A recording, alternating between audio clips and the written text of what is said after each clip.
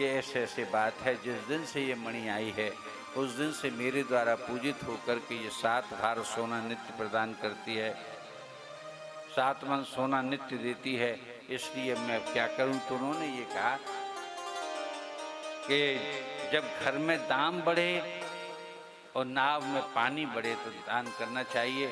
अगर नाव में पानी बढ़ रहा है, कोई छिद्र से बढ़ रहा है या कोई उछाल तरंगों से उछली हुई तरंगे उसमें पानी तो वो डूब जाएगी अगर पानी नहीं निकालोगे तो।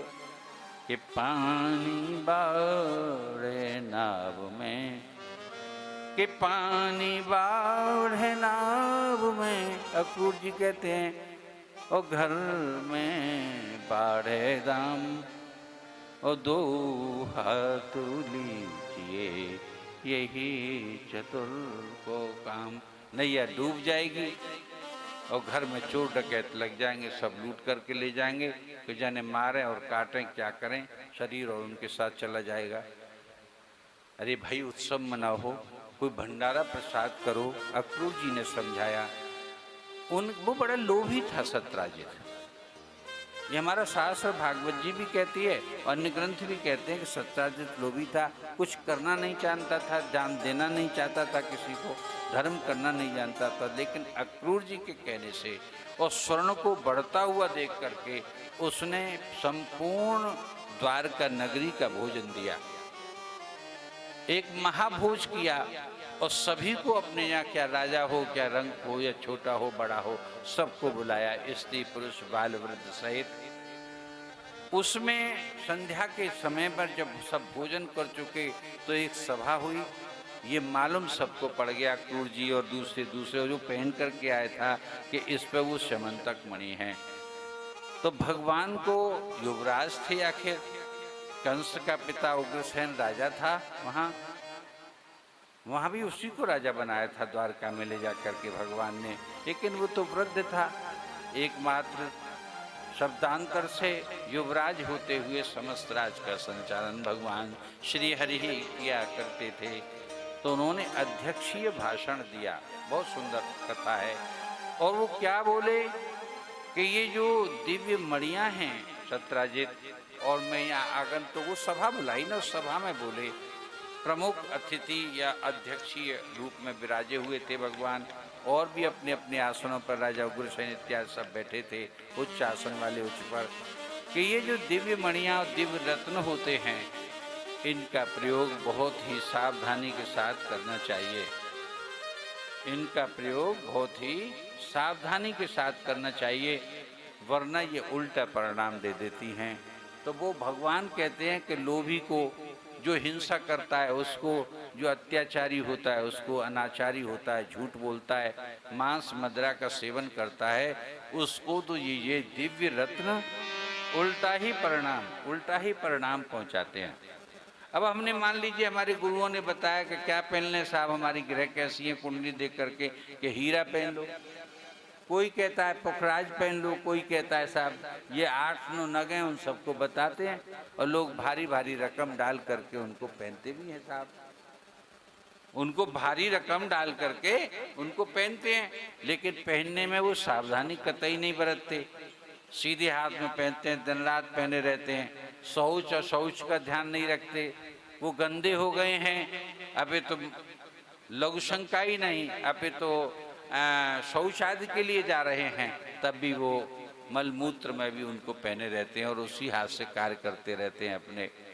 आदरणीय भक्त, तो ये सत्य बात है, शास्त्र की बात है कि वो जो हीरे और कीमती जो नगीने आप पहनते हैं वो आपको उल्टा परिणाम देने लगते हैं, क्योंकि वो नहीं है, हीरा नहीं है, वो शुक्राचार्य है, वो शुक्र का रतन है,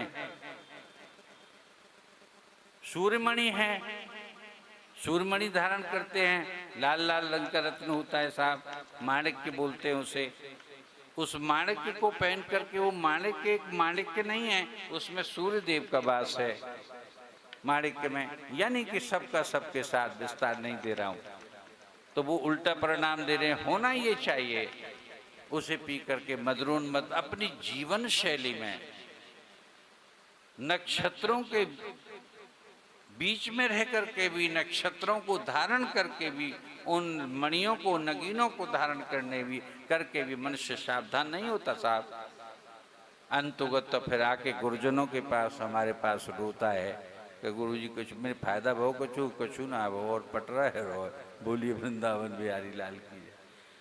कछु ना है वो गुरुजी, कुछ फायदा ना है वो, और जाते ज्यादा और कुछ पटरा रहो। मैंने कैसे पैर रो, कैसे से पैर रो है, शुद्ध कर ली कि हाँ शुद्ध कर ली, सब प्रकार की विधि अपना ली। कि सोच जाते समय पहनता है कि हाँ शुद्ध तो पहनता हूँ गुरुजी, तो मैंने फिर क्या शुद्ध कर ली, तेरा रोज शुद्ध है रही है और ज़्यादा अपमानित है रही है। हाँ फिर तो तेरा पट रही होगा और क्या होगा। तात्पर्य यह है कि भगवान ने जो भाषण दिया, उन्होंने कहा कि समंतक जैसी मणियां, दिव्य मणियां ये स्थिति पैदा करती हैं। जब ये बात कही गई है तो वो क्या समझा, और अंत में भगवान ने ये कह दिया कि ये 7 भार सोना रोज देती है, 7 मन सोना रोज देती है। इसलिए मैं तो ऐसा समझता हूँ कि इन सत्राजित महोदय को ये राजघराने के कोषागार में जमा करा देनी चाहिए, और वहाँ इसकी पूजा ये जाएं, क्योंकि उनको दी है संपत्ति, नहीं की ये रहेगी, लेकिन वहाँ इनको पूजें। और उसका सोना और इसको राजघराना, वो कम से कम गरीबों के, जनता जनार्दन की सेवा के काम तो आएगी। उसका धन दिया हुआ, वो क्या समझा कि भगवान श्री कृष्ण की नीयत खराब हो गई है, और इसलिए इन्होंने इस मणि को कहने के लिए ये वचन कहे हैं, लेने के लिए, हरने के लिए ये वचन कहे हैं कि शब्दांतर से यही तो सर्वे सर्वाएं, रोजबा को सोना बटोरेंगे, अपने घर ले जाके धर लेंगे। पापा, जब पाप मन हो जाता है ना व्यक्ति, वो इस प्रकार के लांछन प्रभु को लगाता है। एक दिन की बात थी, अजीब सी घटना घटी। इसका सत्राजित का छोटा भाई प्रसेनजित था। दिव्य प्रकाश देती थी मणि, इसलिए सत्राजित अपने छोटे भाई को बहुत प्यार करता था। प्रसेनजित को पिता रहे नहीं थे, माता स्वर्गीय हो गई थी, तो दोनों भाई, बड़े भाई और छोटे भाई विवाहित थे। यद्यपि दोनों की संतानें थी, लेकिन प्रेम पूर्वक रहा करते थे। तो सत्राजित शिकार खेलने के लिए जा रहा है, वो भी हिंसा करता था, पशुओं को मारता था। ये शिकार खेलना क्या है, ये तो एक दुष्कर्म ही है। जो कसाई करता है वही तो राजा करता है। शिकार खेलने के बहाने कसाई पशुओं को मारता है, काटता है, उसके मांस को करता है। वो भी पशुओं की हत्या करते हैं, और मांस खाने वाले पशुओं को ये राजा लोग उसका मांस भी खाते हैं। तो वो सत्राजित से छोटा भाई प्रसेनजित बोला कि भैया मैं आपसे एक बात कहूँ। कहे एक नहीं दो कहे, तू मेरा प्रिय भाई है, और इस घर में है कौन, हम तुम ही तो इस सबके मालिक हैं संपत्ति के। जो कहेगा कि मैं घने जंगलों में शिकार खेलने जब जाता हूँ तो सूर्य का प्रकाश नहीं आता, बड़े बड़े दरख्त एक दूसरे से फंसे हुए रहते हैं, और वहाँ पर जब शेर चीते आ जाते हैं तो वो छुपे हुए, ऐसा लगता है कि रात का समय है, दिन में भी रात दिखाई देती है। तो मैं समंतक मणि को पहन करके जाऊं तो कम से कम वो हिंसक जंतु मुझे दिख तो जाएंगे, तो मैं उनका अच्छी तरह शिकार कर सकूंगा। अरे हमारी वस्तु हमको दिए सूर्यदेव ने, तो बेशक इसे पहन के जा। अपने भाई को अनुमति दे दी। उसने अपना राजसी ड्रेस जो थी वो पहनी, अपना घोड़ा लिया, उस पर राजसी चिन्ह थे वो लगाई। आखिर राजघराने का व्यक्ति था वो सत्राजित, तो प्रसेनजित छोटा भाई, और शिकार खेलने के लिए जंगलों में, घने जंगलों में वो गया, समंतक मणि गले में डाल करके। अब उसने एक नहीं, दो नहीं, चार, छह, जिनकी आवश्यकता थी वो पशु भी मारे, जिनको मारना चाहिए से हिंसक जंतु हैं उनको मार दो तो उतना पाप नहीं लगता, क्योंकि वो अनेकों को मारेंगे तो और ज़्यादा हत्या होती है उससे। लेकिन जिनको नहीं मारना था उसने उनको भी मारा। अंततः क्या हुआ, मणि का प्रतिकूल प्रभाव उसी समय शुरू हो गया जंगल में ही, और एक शेर ने आकर के शिकार करते हुए प्रसेनजित पर, सत्राजित के छोटे भाई पर ऐसा झपट्टा मारा कि खट सीना उसे घोड़े से गिरा लिया, और गिरा करके अब तो उसने उसका खूब वक्षस्थल का मांस खाया और रक्त पिया। छाती पे ही वो सोने की मोटी जंजीर में वो समंतक मणि मणी हुई थी। शेर ने उसके वक्षस्थल को जब खाया तो उसकी दाढ़ में वो समंतक मणि हिलक गई, और हिलक गई तो वो गर्दन उसने शेर ने पहले अलग कर दी थी, और वो बार बार पंजे से उसको इस तरह से निकालता रहा, लेकिन वो मणि निकली नहीं। वो रोशनी करती हुई इस तरह से वो जंगलों में शेर उसे ले गया। जब ले गया उधर प्रसेनजित नहीं लौटे शिकार करके, तो उस दुष्ट सत्राजित ने, प्रसेनजित के बड़े भाई ने, सूर्य के भक्त ने भगवान पर यह आरोप लगा दिया कि मेरे छोटे भाई को श्री कृष्ण ने जंगलों में वो शिकार खेलने गया था और समंतक मणि गले में थी, इसलिए समंतक मणि के लालच में उसकी हत्या करा दी है। भगवान के नाम वो इतना ही नहीं किया, उग्रसेन की सभा में, राजा की सभा में जाकर के भगवान के खिलाफ हत्या का मुकदमा भी दर्ज करा दिया। इस बात को सुनकर के भगवान बड़े खिन्न हुए कि मैंने इन सब के लिए, द्वारका वासियों के लिए मथुरा से बचा करके लाया। 17 बार 18 बार जरासंध ने आक्रमण इन लोगों पर किया। अगर मैं न बचाता, हम और बलराम न लगते, तो इनको अपना गुलाम और दास बना करके न जाने इसके साथ क्या व्यवहार करता। तब तो मेरी ये बड़ी तारीफ करते थे, और आज बिना देखे ही और ये मेरे ऊपर हत्या का मुकदमा कर गए हैं। क्या संसार है। भगवान को बड़ी खिन्नता हुई, लेकिन अपना मुंह पहुंचने के लिए, अपने पाप के निवारण के लिए भी उन्होंने प्रयत्न किया। उधर आदरणीय भक्तों शेर जा रहा था, वहां पर भगवान राम के समय के जामबान उसी जगह पर गुफा बना करके रहते थे। बोलिए वृंदावन बिहारी लाल की जय। समुद्र के तट पर उनकी एक पुत्री थी जाम्बती, उसका पालन पोषण कर रहे थे।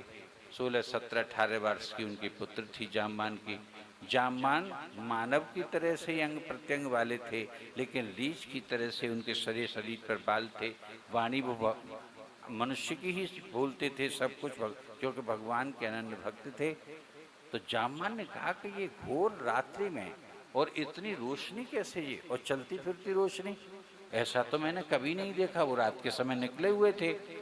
जब वो पास गए धीरे धीरे, तो उन्होंने देखा कि ये कोई शेर है और इतनी भीषण रोशनी इसमें हो रही है, ये कोई विशेष मणि मालूम पड़ती है। तो उन्होंने एक पत्थर उठाया। पत्थर मारने की कला में बंदर और भालू तो राम काल में इतने होशियार थे कि अच्छे अच्छे राक्षसों को उन्होंने खिला दिया था। तो एक पत्थर उठाया और अपने इष्ट देव राम का नाम लेकर के जो पत्थर मारा, शेर की सही सही जगह पर लगा, उससे वहीं पर ढेर हो गया।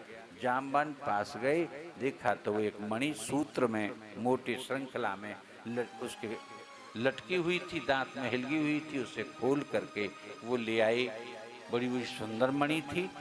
उनके यहाँ गुफा में प्राय अंधेरा रहता भी था। उनके बच्चे थोड़े से परेशान रहते थे अंधेरे से। उन्होंने वो खुटी अपने यहाँ पर एक कुंटी पर वो मणि टांग दी, तो पूरे उसमें रोशनी करने लगी। बोलिए वृंदावन बिहारी लाल की जय। कहाँ से चीज चली, सूर्य के यहाँ से चली, आई तो आई भगवान की द्वारका में। द्वारका से सत्राजित, सत्राजित के छोटे भाई जंगल में ले गए, अब पहुँच गए जाम्बान के यहाँ पर। भगवान ने अक्रूर जी इत्यादि को बुलाया कि मेरे ऊपर ये मुकदमा लग गया है, मेरे ऊपर ये अभियोग लग गया है, इसे मुझे कलंक को मिटाना है, नहीं मैं मुंह दिखाने के काबिल नहीं रहूँगा। इसलिए उन्होंने 3-4 रथ लिए, उसमें खाने की सामग्री रखी। अक्रूर इत्यादि 10-12 अपने साथ अच्छे अच्छे योद्धा, कृतवर्मा, अक्रूर जी, सात्यकी, जो परम योद्धा थे, परम बलशाली थे, भगवान के प्रिय भी थे, उन सबको लिया और लेकर के भगवान जंगल की ओर, जिधर प्रसेनजित शिकार करने के लिए गया था, वहाँ चल दिए। चल करके क्या अद्भुत सी घटना घटती है। धीरे धीरे भगवान ने उसके रथ की, उसके घोड़े के चिन्ह देखे और चिन्ह देख करके वहीं पर पहुँच गई जहाँ पर के प्रसेनजित का पहले घोड़ा पड़ा मिला। घोड़ा के गले में एक पट्टिका थी सोने की, और भी बहुत से उसके कवच वगैरह थे। उसे देख करके कि ये प्रसेन का घोड़ा है। थोड़ी दूर पर जाकर के उस प्रसेन की लाश, डेड बॉडी भी मिल गई। उसके गले को, वक्षस्थल को चीर फाड़ करके खाने के निशान भी मिले। बोले कि इसके बाद किसने मारा इसे, तो वहाँ पर एक शेर के पंजों के निशान उस कीचड़ में मिले। उनको देखते देखते भगवान मिले, आगे बढ़ते हैं तो शेर भी मिल गया अपने साथियों के साथ में। फिर वहाँ भालू के निशान देखे तो वो गुफा की ओर भी बढ़ लिए सबके सब। गुफा के बाहर जाकर के अक्रूर जी बोले कि महाराज आप यहीं बैठे हैं, मैं इस गुफा में जाता हूँ। भगवान को बोले कि एक की तो हत्या का अभियोग लगी गया है, तुम 2-4 की का और लग जाएगा, इसलिए यहीं रुक जाओ सब, मैं ही जाऊंगा, जो कुछ है मैं ही करूंगा। कि नहीं साहब, तो राजकुमार थे, राजाओं के लिए ये दूसरे छोटे मोटे मंत्री संतरी हुआ करते हैं, बड़े मंत्रियों के लिए वैसे ही तुम जानते हो आजकल कैसी कैसी खो जाते हैं, उनकी कैसी कैसी लिलखोरी करते हैं, वो सब उन्होंने की जिद की कि हम जाएंगे भगवान। और ये कह गए भगवान कि यदि मैं 1 माह तक ना आऊँ तो 1 माह की सामग्री इनमें है खाने पीने की, आप खाते पीते रहना, और ये समाप्त हो जाए तो इन रथों को लेकर के लौट जाना। और ये समझ लेना कि कृष्ण मर गया है। बोल